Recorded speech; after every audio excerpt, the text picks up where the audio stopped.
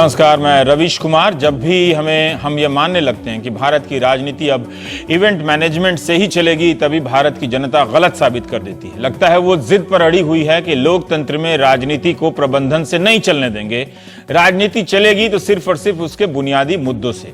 आपने राहुल गांधी की खाट सभा की चर्चा शुरू की तो सब खाट को लेकर ही बात करते रहे। किसानों के मुद्दे को मीडिया में कम जगह मिली, शायद इसलिए भी कि मीडिया में भी किसानों के मुद्दे को लेकर ना तो धीरज बचा है, ना ही नेताओं की बातों पर भरोसा कि वाकई ये किसानों के प्रति ईमानदार है। लोकसभा चुनाव के पहले महिलाओं और किसानों के साथ चाय पे चर्चा प्रधानमंत्री मोदी का ब्रांड बन गया। अन्ना आंदोलन के बाद से भारतीय राजनीति में चुनावी रणनीति पर इवेंट की रणनीति हावी होने लगी।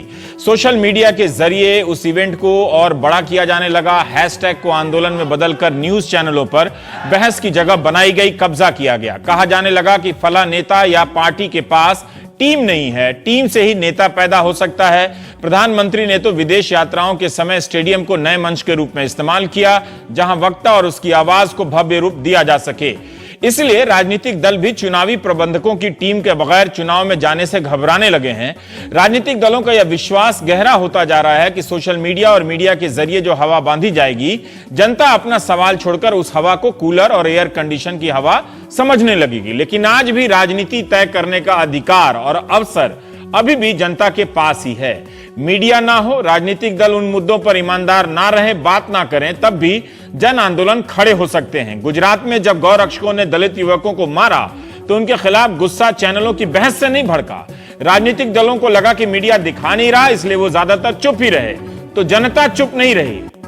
जनता ने, गुजरात के दलितों ने खाट सभा और चाय पे चर्चा से भी आक्रामक आइडिया निकाला और मरी हुई गाय की खाल उतारने से मना कर दिया, गाय को सड़कों पर फेंक दिया। बिना किसी स्थापित नेता के अहमदाबाद और ऊना में लोग जमा हो गए। वही हाल पटेल आंदोलन का भी रहा। जब तक मीडिया की नजर पड़ती, यह आंदोलन आक्रामक हो चुका था। आरक्षण की मांग के साथ साथ इसका एक मुख्य आधार यह भी था कि फीस बहुत महंगी हो गई है और नौकरी जो मिलती है वो फीस के अनुपात में काफी कम सैलरी वाली है। नेताओं और चर्चाकारों ने आरक्षण को तो मुख्य मुद्दा माना, लेकिन बाकी मुद्दों पर सब चुप रह गए। अब महाराष्ट्र में एक ऐसा ही आंदोलन चल रहा है जिसे किसी इवेंट कंपनी ने नहीं रचा है। इस आंदोलन का कोई नेता नहीं है, इस आंदोलन में कोई भाषण नहीं होता, कोई मंच नहीं।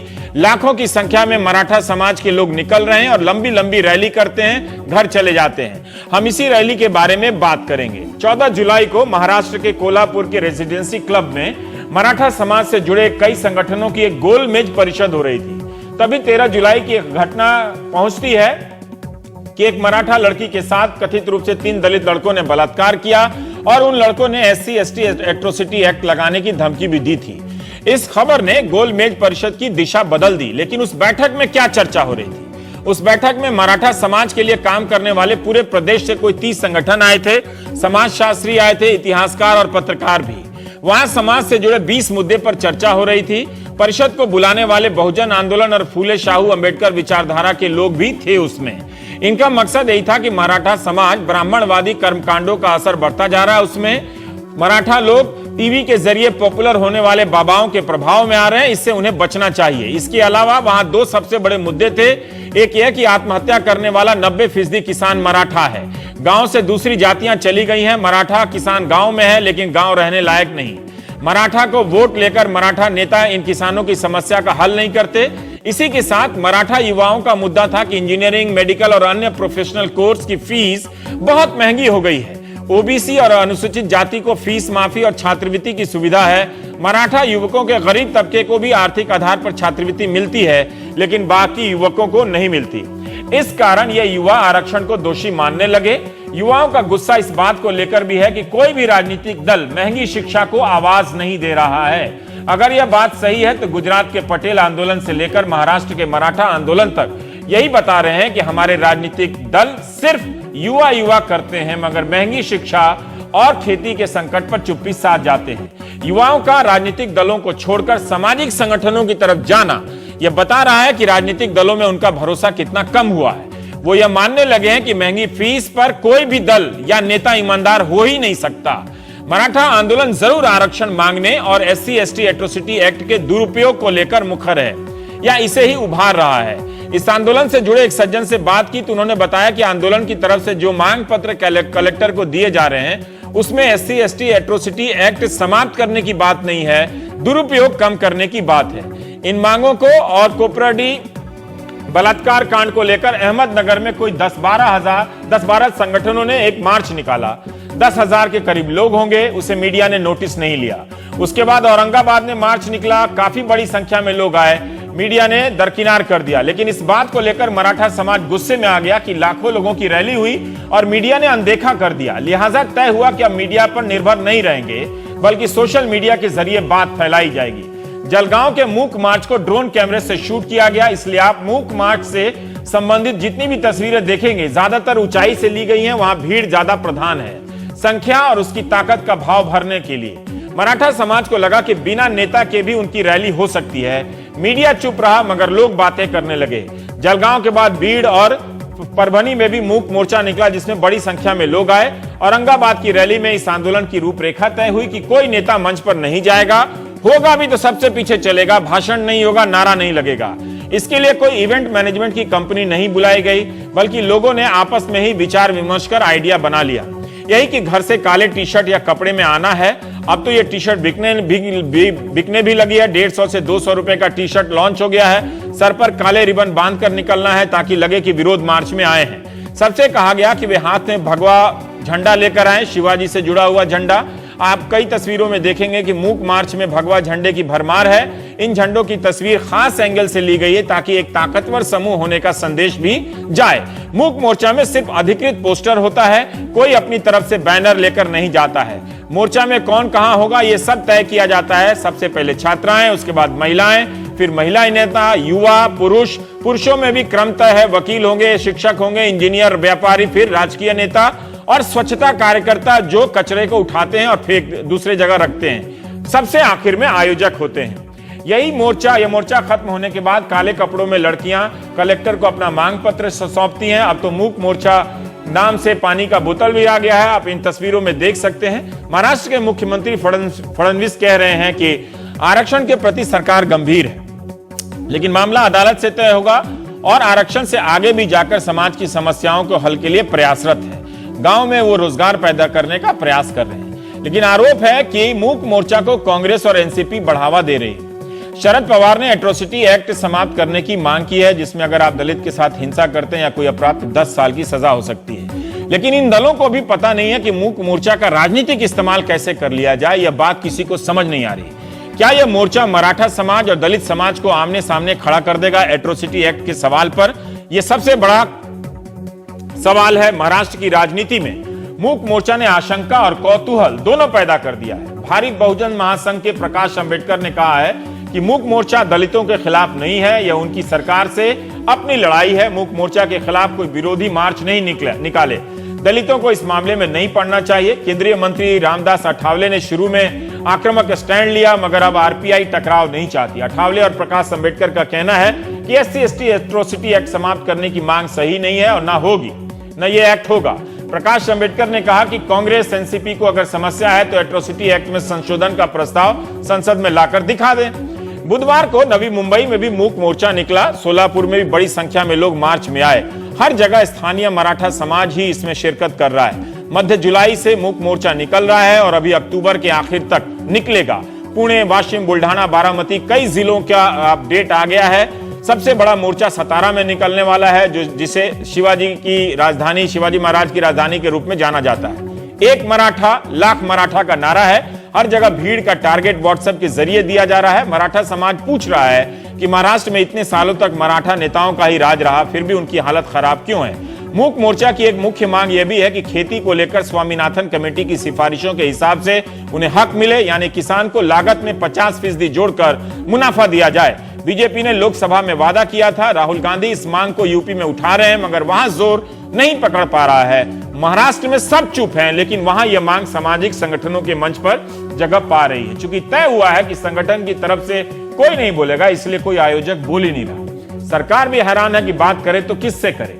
प्राइम टाइम में 2 सवाल है, आरक्षण और एट्रोसिटी एक्ट के सवाल महत्वपूर्ण तो है ही, लेकिन क्या ये भी बड़ा सवाल नहीं है कि जिन मुद्दों पर राजनीतिक दलों को ईमानदार होना चाहिए वो अब सामाजिक मंचों से उठाए जाने लगे हैं? क्या ये संकेत नहीं है कि राजनीतिक दलों के प्रति जनता का भरोसा कम होता जा रहा है? हम प्राइम टाइम में बात करेंगे।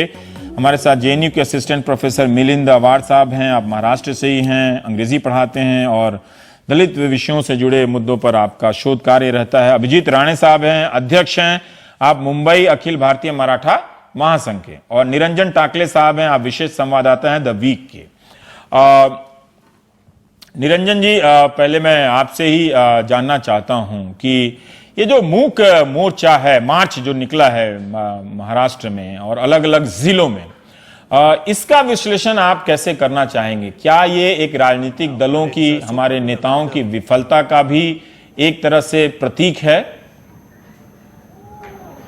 निश्चित रूप से ये राजनीतिक दलों की विफलता का प्रतीक तो है ही, लेकिन इसके थोड़ा इतिहास में अगर जाएंगे तो ये जो समाज है, इस समाज को महाराष्ट्र में अपने आप को और बाकी समाज भी, मराठा समाज को मराठी में जिसे हम कहते हैं लाखाचा पोशिंदा, मतलब लाखों को संभालने वाला,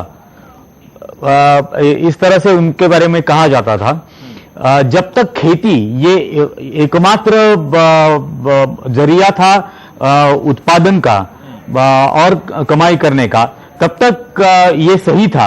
लेकिन जब खेती के बगैर दूसरे मार्ग उपलब्ध हुए तो बाकी सारे गांव के समाज ये उन मार्गों की तरफ गए और ये मराठा समाज इसी अपने भ्रम में रहा कि मैं मुझ पर जिम्मेदारी है सबको संभालने की, सबको साथ ले जाने की।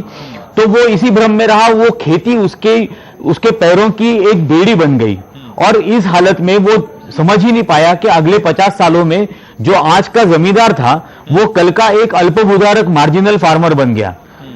इस दौरान उसका जो हर जगह पे मानभंग हो रहा था, उसका जो अपमान उसको बर्दाश्त करना पड़ रहा था, वो चाहे उसके गांव की विविध कार्यकारी सोसाइटी से जुड़ा या एपीएमसी मार्केट में हो या कोऑपरेटिव बैंक्स में हो, कोऑपरेटिव शुगर फैक्ट्रीज में हो, जहां कहीं भी उसका एक्सप्लॉयटेशन हो रहा था तो हर जगह पे उसका एक ह्यूमिलिएशन वो फील कर रहा था।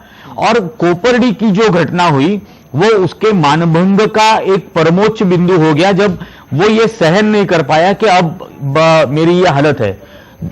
दूसरी बात यह है कि पिछले 2-3 महीनों से, मतलब पिछला पूरा साल महाराष्ट्र में अकाल का गया, आत्महत्याओं की परसेंटेज बहुत बड़ी, 3000 से ज्यादा आत्महत्या महाराष्ट्र में हो चुकी। मेजॉरिटी फार्मर्स ये मराठा समाज के हैं। उसके बाद पिछले 2 महीनों से प्याज रस्ते पर फेंका जा रहा है, टमाटर रस्ते पर फेंका जा रहा है और आज क्योंकि उसको भाव नहीं मिल रहा, 1 रुपया किलो, 1.5 रुपया किलो इस किस्म के भाव मिल रहे हैं। अब इस सूरत में प्याज और टमाटर रस्ते पर फेंकने वाला भी आज रस्ते पर आ गया है।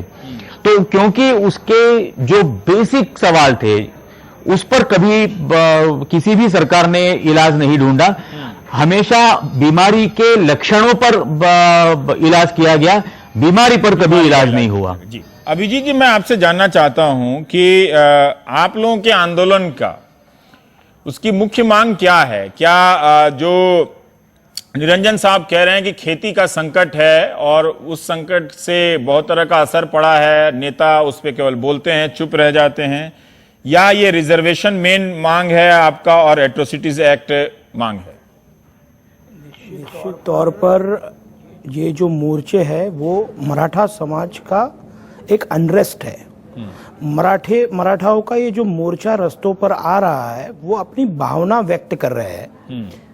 निश्चित तौर पर जो मांगे हैं वो पहली मांग ऐसी थी कि जो खोपरडी की जो घटना है वो उस घटना को आज लगभग 90 दिन पूरे होने के लिए 4 दिन बाकी है और आज तक अभी तक चार्जशीट फाइल होने का टाइम आया है और ऐसी हालत है कि ये जो आरोपी जो अटक हुए हैं उनको वो आधार पर अभी बेल भी मिल सकती है और सरकार अभी तक सीरियस नहीं है ये कोई भी मुद्दों पर।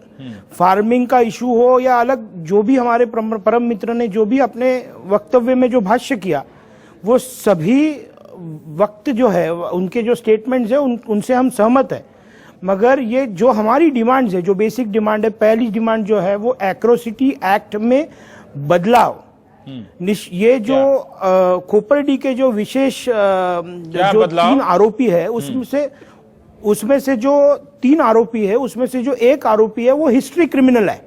इसके पहले भी वो खून के आरोप में पकड़ा गया था और वो एट्रोसिटी कायदे के तहत उन्होंने वहां के जो लोग थे, अफेक्टेड लोग थे, उनको दबाव, एट्रोसिटी का कानून का दबाव दिखाकर वो उसमें से एस्केप होने की कोशिश कर रहे थे।